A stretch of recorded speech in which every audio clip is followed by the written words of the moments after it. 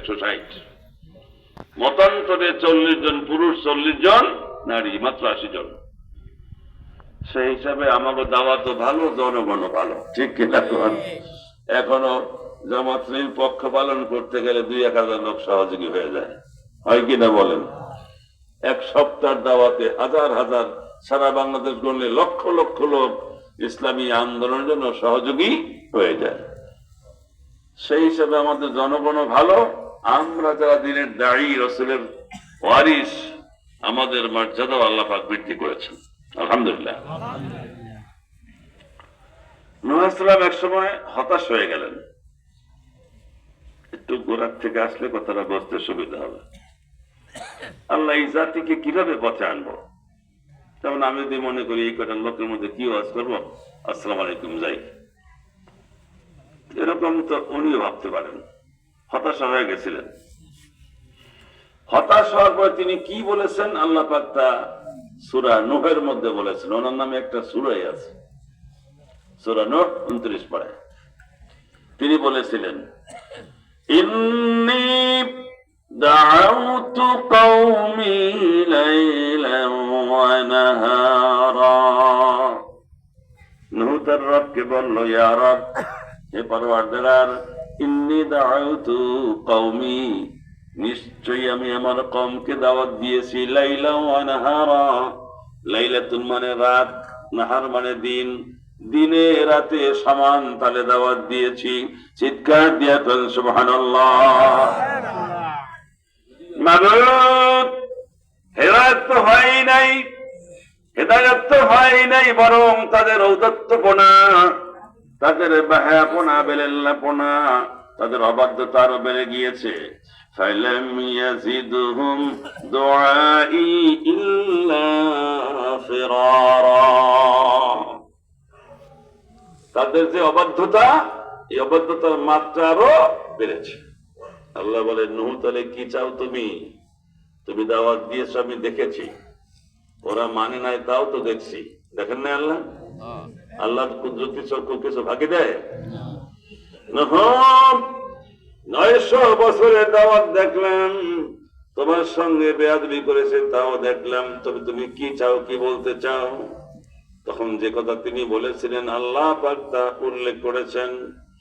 وقال نوح رب لا تذر على الأرض من الكافرين ديارا إنك إن تذرهم يضلوا عبادك ولا يلدوا إلا فاجرا كفارا চিৎকার দিয়া কোন সুবহানাল্লাহ। নূহ নবী তার রবকে বলল, ইয়া রব, হে পরওয়ারদিগার, এই পৃথিবীর মুখে একটা কাফেরও ছেড়ে দিও না। যত নাফরমান আছে, তোমার হুকুম মানে না, তোমাকে স্বীকার করে না, এদের একটাকেও ছেড়ে দিও না, সবগুলোকে খতম করে দাও। যদি এদেরকে ছেড়ে দাও, বিচার না করো, এরা যদি তোমার বিরোধিতা করার পরেও বুক ফুলে হাঁটতে সুযোগ পায়, তাহলে তোমার ভালো বান্দাদেরকে আমার সহসা দিয়া গোমরা বানাই ফেলাবে। কথা ঠিক না বেঠিক? ভালো লোকগুলো ভালো লোক বানায়, খারাপ লোক কি করে? বিড়িখোর বিড়িখোর বানায়, গাঁজাখোর গাঁজাখোর বানায়, মদখোর মদখোর বানায়, লুচ্চা লুচ্চাকে বানায়, ঠিক না বেঠিক? বেপর্দা মহিলা বেপর্দা নারীর জন্ম দেয়। কোন পরকিয়া যে কোন মহিলা বা পুরুষ যদি করে, তারা আরো 5টা পরকিয়া পয়দা করে। কথা ঠিক কিনা কন? কেন করে জানেন নাকি? ওর এই পরকিয়াকে জায়েজ করার জন্য আরো 10টা লোক পক্ষে নেয়। যদি ধরাই পড়ি, তাহলে আমি একলা করি না, সবাই মিল্লা করি, প্রমাণ হবে, ঠিক কিনা কন? সেই জন্য অন্যায়কে ঢাকা দেওয়ার জন্য আরো 10টা লোক সাথে নিয়ে নেয়। ধরে কন নাউযুবিল্লাহ। আল্লাহ ডাক দিয়ে বলেন, নূহ, তাকায় দেখো আমার বান্দাদের দিকে, একটু ফুট মাথার তালু থেকে পায়ের পাতা পর্যন্ত কত সুন্দর করে মানুষ সৃষ্টি করেছি। আল্লাহ বলেন, আমার সৃষ্টির মধ্যে শ্রেষ্ঠ জীব হলো মানুষ। আল্লাহ বলেন ওয়াত-তিনি ওয়াজ-যাইতুনি ওয়া তুরি সিনিন ওয়া হাযাল বালাদিল আমিন। চারটা জিনিসের কসম করে আল্লাহ বলেছেন লাকাদ খালাকনাল ইনসান ফি আহসানি তাকওয়িম, মানুষকে আমি সুন্দর করে সৃষ্টি করেছি। চিৎকার দিয়ে খান সুবহানাল্লাহ। অপরে আল্লাহ বলছেন আল্লাযী খালাকাকা ফাসাওয়াকা ফাআদালাক ফি আইয়ি সূরাতিন মা শাআ রাক্কাবাক। আগরাত হলো ইয়া আইয়ুহাল ইনসান, হে মানব জাতি, মা গাররাকা বিরাব্বিকাল কারীম, ওই মহামহিম আল্লাহ থেকে তোমাকে কে দূরে সরাই রাখলো? যিনি তোমাকে অনুগ্রহ করে উইলিংলি ইচ্ছাকৃত সৃষ্টি করেছেন, অস্তিত্ব থেকে অস্তিত্বে এনেছেন, তারপরে সম্মানে ভূষিত করেছেন। কেউকে প্রেসিডেন্ট করেছেন, কেউকে প্রধানমন্ত্রী করেছেন, কেউকে বিচারপতি, কেউকে সভাপতি, কেউকে মেম্বার, চেয়ারম্যান, এমপি, মন্ত্রী বানাইয়া সম্মান দান করেছেন। কাউকে আদর্শ পিতা করেছেন, আদর্শ স্বামী করেছেন, কাউকে আল্লাহ পাক আদর্শ নারী করেছেন। যার যার বলয়ের মধ্যে আল্লাহ সম্মানে ভূষিত করেছেন। জোরে বলেন সুবহানাল্লাহ। ফাসাওয়াকা ফাআদালাক, এরপরে মাথার তালু থেকে পায়ের পাতা পর্যন্ত আমি আল্লাহ সুবিন্যস্ত করেছি তোমাদেরকে। আর আয়াতে আল্লাহ বলছেন মানুষকে শুধু সুন্দর করে সৃষ্টি করে শেষ করি নাই, সৃষ্টির মধ্যে সবচেয়ে বেশি সম্মান দান করেছি মানুষকে। ওয়ালাকাদ কাররামনা বানি আদম, আল্লাহ বলেন আমি বনি আদমকে, আদম সন্তানকে সবচেয়ে বেশি সম্মান দান করেছি। হাতি বড় না মানুষ বড়? কথা বলেন। 1000 মানুষের শক্তি একটা হাতির গায়ে। ছোট্ট একটা মানুষ আফ্রিকার বনাঞ্চলে বিশাল বিশাল পাহাড়ের মতো হাতি, লাফ দিয়ে হাতিটার পিঠে ওঠে, হাতুড়ি দিয়ে মাথায় আঘাত করে। বড় সুই আছে কাঠির মাথায়, লোহা আছে, লোহা দিয়ে গুঁতে মারে। হাতিটা কি বলে জানেন নাকি? তুই কি চেনস আমি কেডা? খালি সুর দিয়ে পেঁচাইয়া মাটিতে শোয়া পাও খান খালি রাখবো, ঘরও দেওয়া লাগবে না। পাও খান তোর সঙ্গে সঙ্গে পুট্টুস, তোর পিছনের দরজা দিয়ে নাড়ি বুড়ি বের হয়ে যাবে। ঠিক কিনা কন? এটা করি না এই জন্য তোকে আল্লাহ সৃষ্টি করেছেন এমন একটা নবীর উম্মত তুমি, যাকে সৃষ্টি না করলে আল্লাহ পাক অনেক কিছুই সৃষ্টি করতেন না। যেই নবীর উম্মত হওয়ার জন্য অন্য অন্য নবীরা আশা করেছেন, আল্লাহর কাছে দোয়াও করেছেন, সেই নবীর উম্মত হওয়ার কারণে আমি তোমাকে এই অপমানটা করি না। যেভাবে আঘাত করো, হাতুড় দিয়ে বাড়ি মারো, ইচ্ছা করলে সুর দিয়ে পেঁচাইয়া মাটিতে দুইটা আছাড় দিয়া জন্মের মতো দুনিয়ার থেকে বিদায় করে দিতে পারি। আল্লাহ কি বলছেন এই প্রসঙ্গে? ألم تروا أن الله سخر لكم ما في السماوات وما في الأرض, তোমরা কি তাকাইয়া দেখো না আসমানের মধ্যে, জমিনের নিচে, পানির মধ্যে যা কিছু আছে আমি সব কিছু আমার বান্দাদের জন্য তাদের কল্যাণে সৃষ্টি করেছি। ডুবুরিয়া চলে যায় সাগরের দেশে, বিশাল বিশাল শাপলা পাতা মাছ, এক একটা ওজন 50 মন, 60 মন, 100 মন। পিঠের বয়সে যদি বইসে আসর করে চাইপে ধরে, ওঠার ক্ষমতা আছে? চাইপে ধরে না। কেন ধরে না?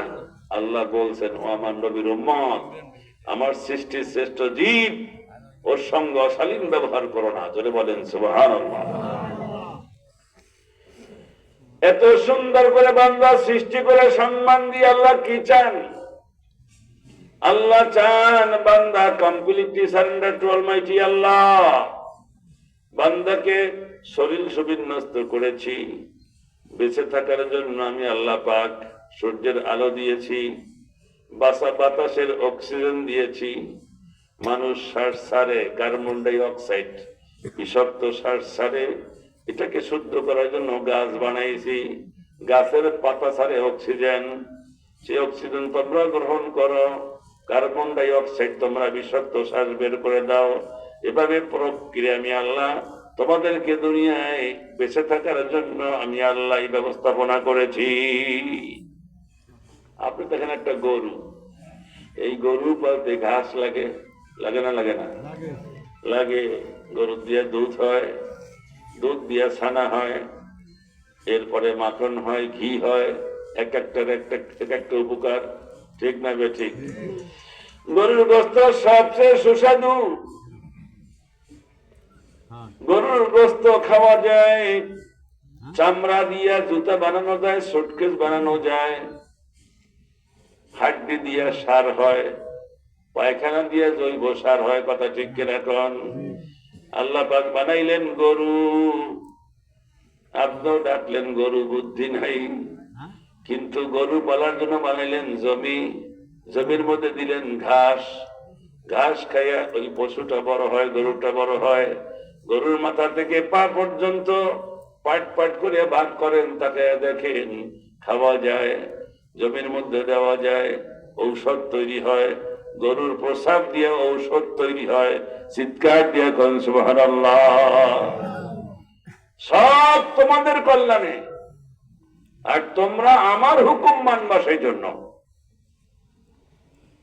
পৃথিবীর মধ্যে সব যা কিছু সৃষ্টি সব মানুষের জন্য, আর মানুষকে সৃষ্টি করেছি আমার গোলামীর জন্য। আল্লাহ পাক কোরআনে বলেন, ইয়া আইয়ুহান নাসু ইত্তাকু রাব্বাকুমুল্লাযী খালাকাকুম, হে মানব জাতি, তোমাদের রব আমি আল্লাহ, তোমাদের আমি সৃষ্টি করেছি আদম আর হাওয়া থেকে, তারপরে জড়া বানাইছি, এরপরে একটা কাজ করতে বলছি, উবুদু রাব্বাকুম, তোমার রবের হুকুম মানো, দাসত্ব করো। কেন করবা? তিনি অনস্তিত্ব থেকে অস্তিত্বে এনেছেন, তিনি সৃষ্টি করেছেন। পৃথিবীর কোন বিজ্ঞানী, কোন ডাক্তার তোমাদের সৃষ্টি করতে পারেন নাই, সৃষ্টি করছেন যিনি, হুকুম মানতে হবে তার, ঠিক না বেঠিক? শুধু সৃষ্টি করেন নাই, মানুষ কেমনে খাওয়া দাওয়া করে বেঁচে থাকবে সেই জন্য জমির ফসল, গাছের ফল, সেব ফল, আপেল, কমলা, লিচু, কাঁঠাল, বিভিন্ন জাতের আম, স্বাস্থ্যকর ফলমূল, স্বাস্থ্যকর মাছ, হুয়াল্লাযী সাখখারাল বাহরা লিতাকুলু মিনহা লাহমান তারিয়া, আমি সাগর সৃষ্টি করেছি, খাল সৃষ্টি করেছি, এর মধ্যে মাছের চাষের ব্যবস্থা করেছি, যেই মাছের গোস্ত, যেই স্বাস্থ্যকর, চিৎকার দিয়ে কোন সুবহানাল্লাহ। তাকায়া দেখো, কোন কিছু অপূর্ণাঙ্গ রাখি নাই, যা চাইবা তাই বাবা। যেখানে যে পরিবেশে যে ফল দরকার, বাংলাদেশের পরিবেশে পেয়ারা ফল দরকার, পেয়ারা দিছে জন্মের দেওয়া, আবার পশ্চিম দিকে দিছে আপেল, ওই অস্ট্রেলিয়া দিছে আপেল, 3টে আপেল সমান একটা পেয়ারায় ভিটামিন, সুবহানাল্লাহ বলে। আল্লাহ জানেন অস্ট্রেলিয়া হবে ধনী রাষ্ট্র, তাদের থাকবে বিজ্ঞানী, বাংলাদেশে তো বিজ্ঞানী নাই, খালি প্রোডাকশন বাড়বে, লোকজন বাড়বে। এবছর বিয়ে করলে এবছর 8টা, তার বছর 2টা, তার বছর 4টা, বাড়তেই থাকবে। এদের টাকা পয়সা থাকবে না, স্বাস্থ্য ভালো হবে কেমনে?